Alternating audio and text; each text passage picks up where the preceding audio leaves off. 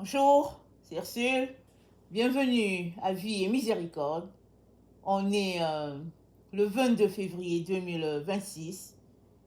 Alors, je viens parler de la souffrance qui est souvent nécessaire pour que Dieu puisse bouger. Amen. Notre texte se trouve dans 2 Thessaloniciens 1, le verset 3 à 5. Alors, 2 Thessaloniciens 1. Excusez-moi.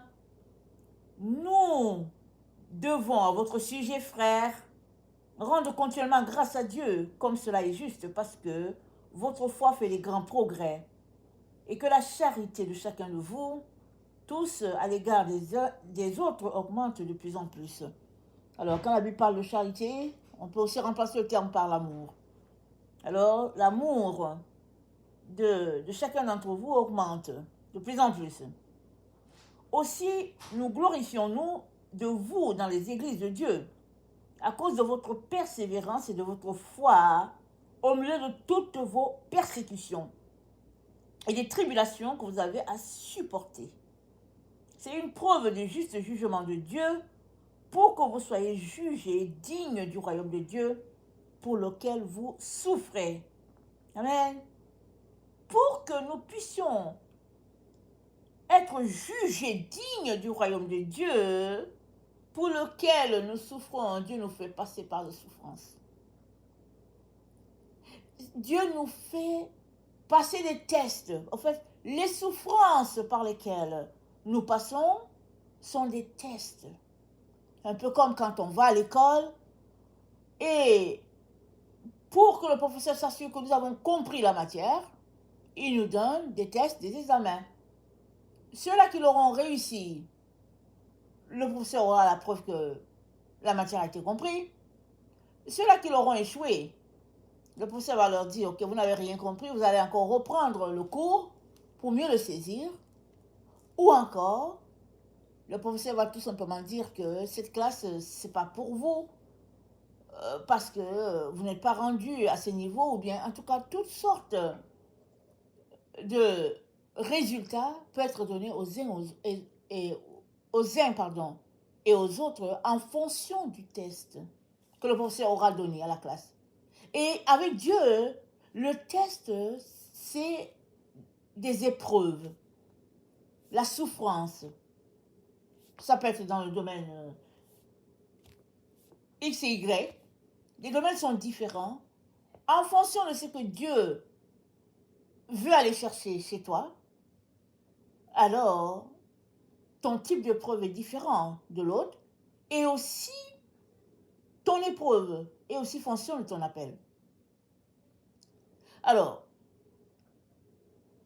l'épreuve, ici, c'est les difficultés, la souffrance souvent.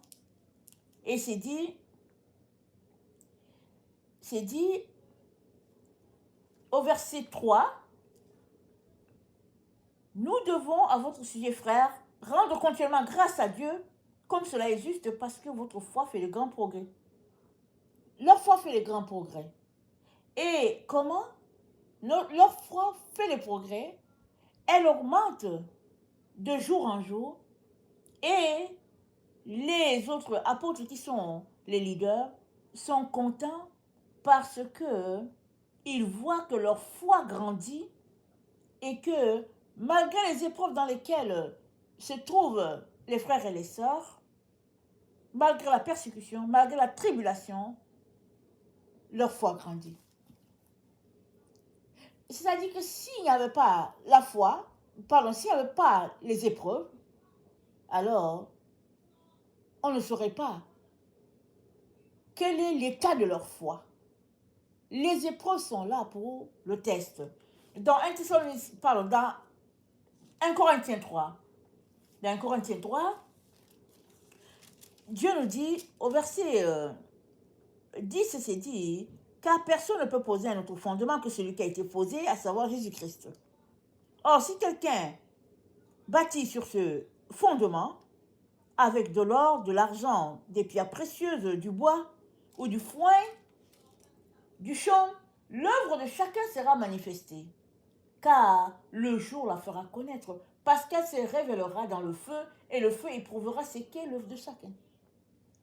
Le feu est là comme le moyen du test. C'est dit que ça va passer par le feu.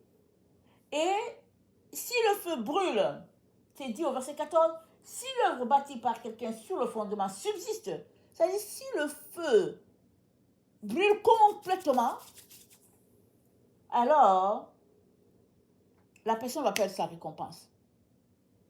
Mais si, alors que c'est en train de brûler, le feu laisse une partie, un peu comme le résidu d'or, alors la personne aura sa récompense en fonction de ce résidu-là qui est là.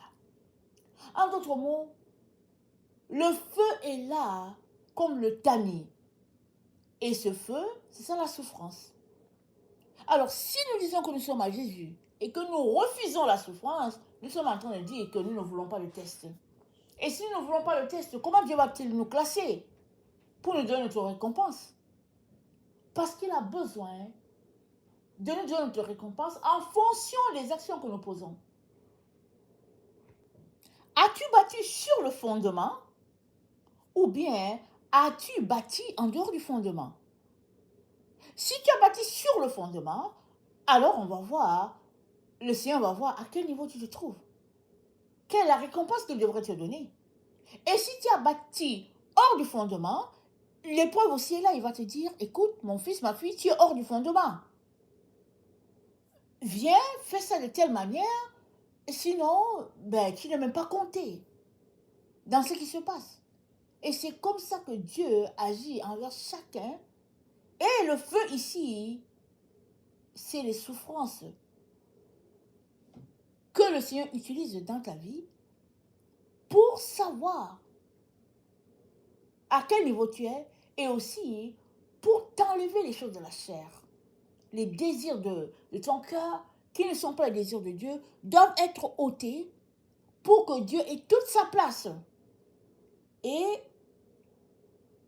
ça, c'est pour tout un chacun. C'est tout simplement que ceux-là qui ne connaissent pas le Seigneur vont aller trouver leur solution ailleurs. Alors que ceux qui ont le Seigneur, dans la souffrance, ils vont se dire, ok Seigneur, tu es mon tout, où est-ce que je vais aller? Tu es la parole de la vie. Où irai-je, Seigneur? Alors que l'autre qui n'a pas le Seigneur, quand la souffrance vient, il dit bye bye. Ou bien il s'en va le traiter, ou bien traiter son problème d'une manière qui l'avantage, selon des pots de vin par-ci par-là. Alors, le Seigneur n'est pas en train de te maltraiter quand tu passes par les épreuves. Il est tout simplement en train de te faire passer un test. Vas-tu le réussir? Et puis, il va savoir où te classer. Amen. Alors, c'est dit, si l'œuvre bâtie par quelqu'un sur le fondement subsiste, il recevra une récompense. Si l'œuvre de quelqu'un est consumée, il perdra sa récompense. Pour lui, il sera sauvé, mais comme à travers le feu. Alors, sans souffrance, c'est difficile que Dieu puisse t'évaluer. Et dans son organisation à lui, il a choisi la souffrance comme le moyen pour nous épurer. Au lieu de nous plaindre, disons plutôt à Dieu, aide-nous au Seigneur à passer à travers. Comme Shadrach, Meshach et Abednego. Le roi a demandé que sa statue soit adorée. Shadrach, Meshach et Abednego ont dit non, on ne va pas le faire. Et puis Dieu va nous délivrer. Et même si Dieu ne nous délivre pas, on ne va pas adorer ta statue. Ils ont été jetés dans le feu et le roi était assis pour regarder comment ils allaient consumer. Mais ce sont les gens qui les ont jetés qui sont brûlés. Et le roi a vu qu'à l'intérieur du feu, au lieu d'avoir 3 personnes, il a vu 4. Et le roi a dit, sortez-les, sortez-les. Et le roi a vu que le Dieu de Shadrach, Meshach et Abednego, c'était le vrai Dieu. Et tout le monde s'est mis à adorer ce Dieu-là. Supposez que Shadrach, Meshach et Abednego n'avaient pas à passer par cette épreuve. Le peuple n'allait pas connaître le Dieu de Shadrach, Meshach et Abednego ce jour-là. Mais à cause de cette épreuve, tout le monde a connu qui est le Dieu des 3 Hébreux et les gens ont tout simplement décidé de marcher sur la voie du vrai Dieu, le Dieu des Hébreux. Tout cela pour dire que les souffrances servent à bénir les autres. Amen. Sans la souffrance, il y a beaucoup de choses que Dieu ne peut pas faire. On a besoin de laisser la souffrance sur notre chemin nous épurer et avec nos différentes souffrances, Dieu est capable d'aller chercher des grâces pour telle ou telle personne qui ne comprend pas du tout les choses de Dieu ou bien qui n'arriverait pas à l'endroit où tu es et Dieu va se servir de ce que tu vis pour pouvoir appliquer ces grâces-là à différents endroits de la terre. Et tout ça parce que tu as accepté de souffrir. Alors, je viens tout simplement nous encourager à ne pas dédaigner la souffrance, à ne pas en faire un tollé. Souffrir, ça fait partie de la marche avec le Seigneur. Et c'est pour notre bien, c'est pour notre sanctification. Alors, que le Seigneur bénisse sa parole et que dans la souffrance, tu ne te mettes pas à te plaindre pour dire que non, mais ces problèmes encore, mais que tu puisses te dire, Seigneur, montre-moi comment me comporter dans cette situation de telle manière que tu sois toujours Dieu assis sur ton trône qui est en moi. De telle manière que je ne puisse pas te renier. Malgré l'ampleur de la difficulté, aide-moi Seigneur à passer à travers. Et le Seigneur va t'aider. Amen. Que le Seigneur bénisse sa parole et que sa joie soit notre force en ce jour. Amen. Alléluia. Amen.